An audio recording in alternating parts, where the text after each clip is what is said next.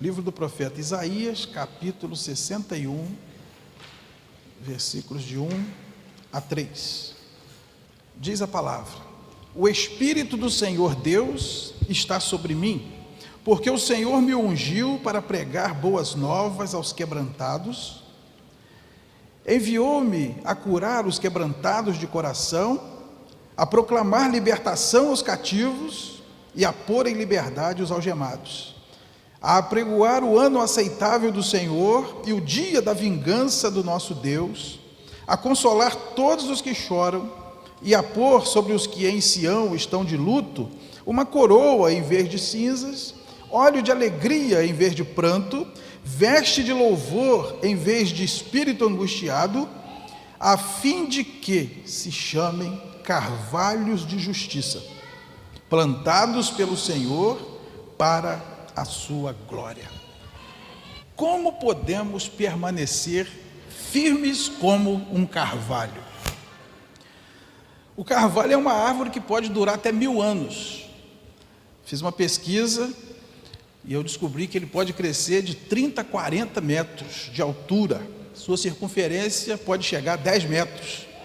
Suas raízes costumam ter 1,5 metro de profundidade. O carvalho é o exemplo de uma árvore firme.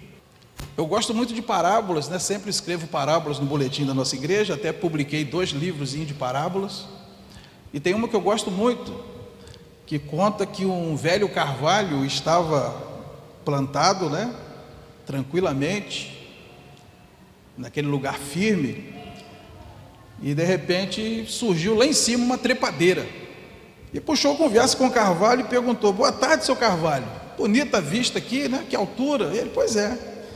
Há quanto tempo o senhor está aqui? O carvalho disse: eu estou aqui há 163 anos. 163 anos para chegar aqui? Eu cheguei aqui em 3 dias. E o carvalho disse para a trepadeira: pois é, nesses 163 anos eu vi muita trepadeira chegar aqui em cima.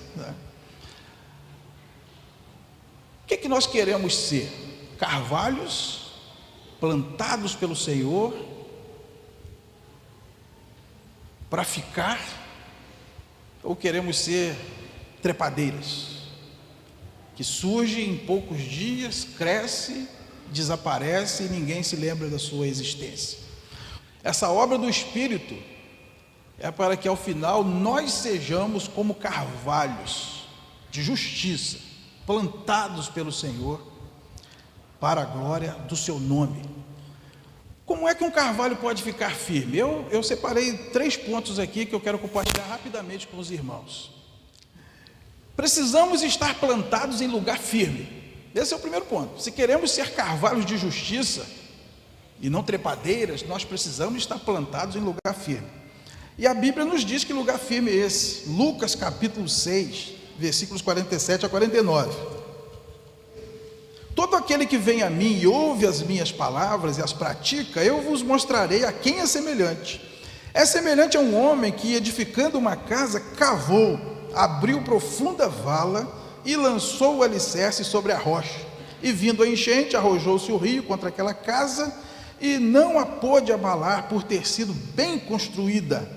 Mas o que ouve e não pratica é semelhante a um homem que edificou uma casa sobre a terra sem alicerce. E arrojando-se o rio contra ela, logo desabou, e aconteceu que foi grande a ruína daquela casa. Mateus também fala desse texto, lá no capítulo 7, de 24 a 27, mas Lucas traz uma informação que Mateus não traz, que o homem para construir cavou. Se a gente ler só Mateus, a gente pode entender que tem que sair procurando uma rocha à vista, o terreno firme, né, disponível, e ali construir. Nem sempre será assim. Precisaremos cavar, precisaremos cooperar com Deus nisso. Isso vale para todas as coisas da vida. Para você ter um casamento firme como um carvalho, dá muito trabalho. Para você ter uma vida profissional firme, dá muito trabalho. Para você ter um ministério firme, uma igreja firme, dá muito trabalho. E a terra firme é Cristo e a sua palavra. Eu gosto de entender que Cristo é a palavra encarnada. A Bíblia é a palavra escrita. Jesus é a palavra encarnada. Se alguém é analfabeto e não consegue ler a Bíblia, pode olhar para Cristo. Ele é o Verbo virou gente, o Verbo encarnou, andou entre nós. Jesus é a Bíblia ambulante. Ele mesmo disse em Lucas capítulo 24: aprove a Deus que nele se cumprisse tudo o que está escrito em Moisés, nos profetas e nos salmos. Fechou tudo. Livros históricos, livros poéticos e livros proféticos. Todo o Antigo Testamento se cumpre em Cristo. Ele é a Bíblia. Então, se nós queremos nos manter firmes, não podemos construir nossa vida, nossa família, nossa igreja em nenhum outro lugar senão em Cristo e na sua palavra.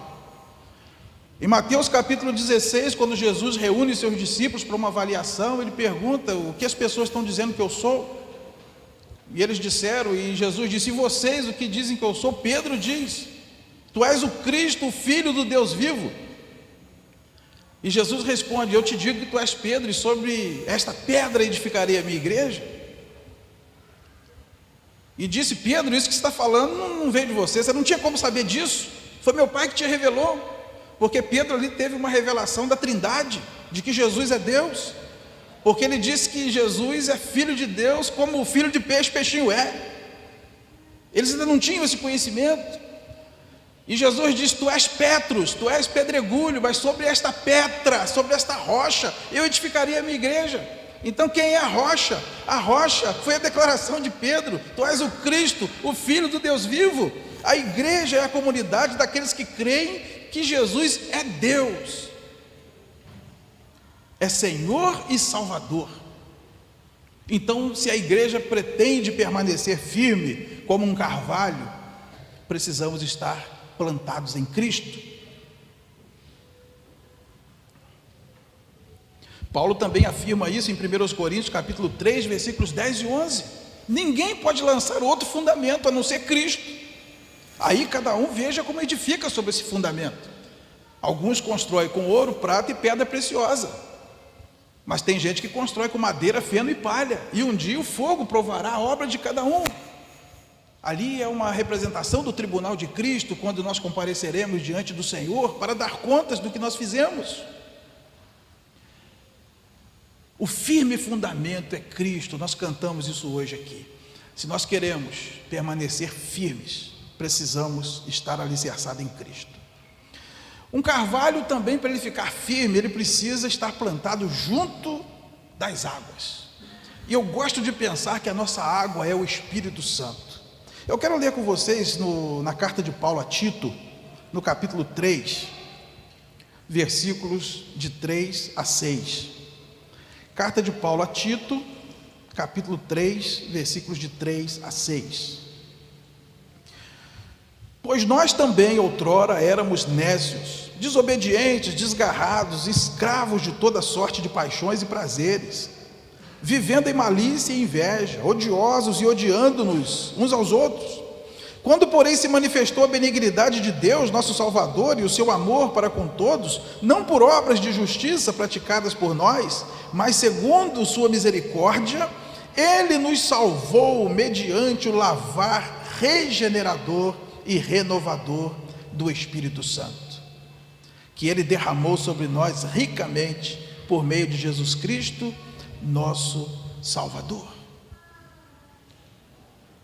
O Espírito Santo é o Consolador, é aquele que nos refrigera. O Espírito Santo é aquele que nos lava.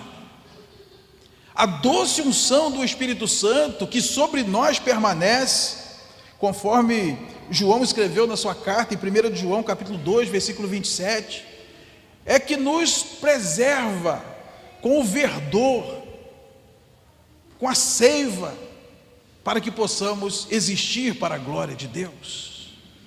Ainda que se plante uma árvore no terreno mais firme e da melhor qualidade, se não tiver acesso à água, essa planta não sobrevive, não cresce e não permanece. Além de estar num terreno firme, a planta precisa ter acesso a uma boa água. Ezequiel capítulo 47, versículo de 1 a 7, fala de um rio que sai do trono de Deus. Versículo 3: saiu aquele homem para o oriente, tendo na mão um cordel de medir, mediu 1000 côvados e fez passar pelas águas, as águas que davam nos tornozelos. Mediu mais 1000 e me fez passar pelas águas, águas que me davam pelos joelhos. Mediu mais 1000 e fez passar pelas águas, águas que me davam pelos lombos. Mediu ainda outros 1000 e já era um rio que eu não podia atravessar, porque as águas tinham crescido, águas que se deviam passar a nado, rio pelo qual não se podia passar. E quando nós lemos o verso 7, tendo eu voltado, eis que à margem do rio havia grande abundância de árvores, de uma e de outra margem. Qual o nosso nível de relacionamento com o Espírito Santo? Está no tornozelo, está no joelho, está no lombo? Ou será que nós já estamos sabendo nadar em águas profundas? O Espírito Santo, ele deseja nos ungir para que sejamos carvalhos de justiça, firmes, plantados para a glória do Senhor. E quando nós olhamos aquela experiência de Eliseu com a viúva, onde ele multiplica o azeite, que ali também é um símbolo do Espírito, ele manda que sejam trazidas vasilhas, e enquanto havia vasilha, o azeite não cessou. Isso ensina para nós que a ação do Espírito Santo em nós, ela é ilimitada, porque enquanto tiver vaso, enquanto tiver gente disponível, o Espírito Santo vai nos encher. Até que altura nós queremos andar nessas águas? Qual o tanto de água que nós queremos receber sobre nós do Espírito Santo? Alguém já disse que ser cheio do Espírito não é o tanto de Espírito que nós temos, até porque Lucas mesmo diz que Deus não dá o Espírito Santo por medida, a conta gota. O Espírito Santo é uma pessoa, ou vem ou não vem. Ser cheio do Espírito é o tanto que o Espírito Santo tem de nós. Quais as partes da nossa vida que estão rendidas ao Espírito Santo? Nós já rendemos nossa vida emocional, nossa vida sentimental, nossa vida profissional, já rendemos nossa família, já rendemos nossos bens materiais? Ou será que ainda há dentro da nossa alma alguns baús trancados e nós dizemos, aqui eu não quero mexer? O Espírito Santo quer ocupar cada cômodo da nossa casa, da nossa vida, nos encher completamente. E quanto mais água nós tivermos sobre nós, mais nós cresceremos, mais as nossas raízes se aprofundarão na terra e mais nós ficaremos firmes para a glória do Senhor. Eu gosto de pensar nisso, que o carvalho firme, ele está plantado em Cristo e suas raízes são profundas. E dizem que o carvalho, quanto mais ele pega vento e tempestade, mais firme ele fica, porque suas raízes vão afundando mais. Eu gosto de pensar que nós podemos ser cheios do Espírito Santo e que ele vai nos capacitar a sermos carvalho de justiça. Em terceiro lugar, uma árvore, para estar firme e permanecer, ela precisa de luz, ela tem que estar plantada na luz. 1 de João, capítulo 1, versículo de 5 a 7 diz: ora, a mensagem que da parte dele temos ouvido e vos anunciamos é esta, que Deus é luz, e não há nele treva alguma. Se dissermos que mantemos comunhão com ele e andarmos nas trevas, mentimos, e não praticamos a verdade. Se porém andarmos na luz, como ele está na luz, mantemos comunhão uns com os outros, e o sangue de Jesus, seu Filho, nos purifica de todo pecado. Eu também gosto de pensar que a luz é a face do nosso Pai, e nós precisamos andar na luz. Vocês percebem como uma planta procura a luz? Nós construímos um terraço lá na nossa casa e fizemos uma jardineira viva na parte de dentro, e há uma janela assim ao lado da jardineira. Tudo que a gente planta ali, né, começa a entortar para o lado da janela. A gente não consegue fazer uma jardineira bonita, porque você planta, já plantamos tomatinho, alface, agora estamos com lírios. A única solução foi botar uma cortina escura na janela, aí a planta começou a ficar reta, porque enquanto a luz batia na janela, as plantas tudo avançam em direção à luz, é impressionante. A planta precisa de luz, ela quer luz. Sem luz, a planta não sobrevive. Para João, viver na luz é viver em comunhão. viver em comunhão com Deus e com as pessoas. E quanto mais nós contemplamos a face do Senhor, mais estamos expostos à luz, mais essa luz nos atinge. Paulo vai dizer aos Coríntios, lá em 2 Coríntios capítulo 4, versículo 4, que o inimigo das nossas almas, ele não quer que a luz de Deus resplandeça em nossa vida. Ele cega o entendimento das pessoas para que não lhes resplandeça a luz do Evangelho. Antes de Cristo, a Bíblia diz o tempo todo que nós andávamos nas trevas. Mas quando nós nos rendemos a Deus, nos dispomos à obra do Espírito Santo, Filipenses capítulo 2, de 14 a 16, diz que nós podemos resplandecer como luzeiros nesse mundo. No começo é uma luz tímida, e quanto mais nós contemplamos a face do Senhor, nós podemos brilhar cada vez mais. É o que Provérbios diz no capítulo 4, versículo 18: a vereda do justo é como a luz da aurora, que vai brilhando, brilhando, brilhando, até ser dia perfeito. Vai chegar o momento que nós seremos luz do meio-dia, porque a luz de Deus começa a bater em nós, e nós passamos a refletir a glória de Deus. É o que Paulo ensina aos Coríntios, lá em 2 Coríntios, capítulo 3, 18. Nós vamos contemplando a face do Senhor como por espelho, e o Espírito Santo vai nos moldando de glória em glória. Então, querido, se eu estou plantado num terreno firme, que é Cristo, que é a palavra, se eu estou regado pela água preciosa do Espírito Santo, e se eu contemplo a face do meu Pai, que reflete em mim a sua luz, eu poderei ser carvalho de justiça, plantado onde eu estou para a glória do Senhor.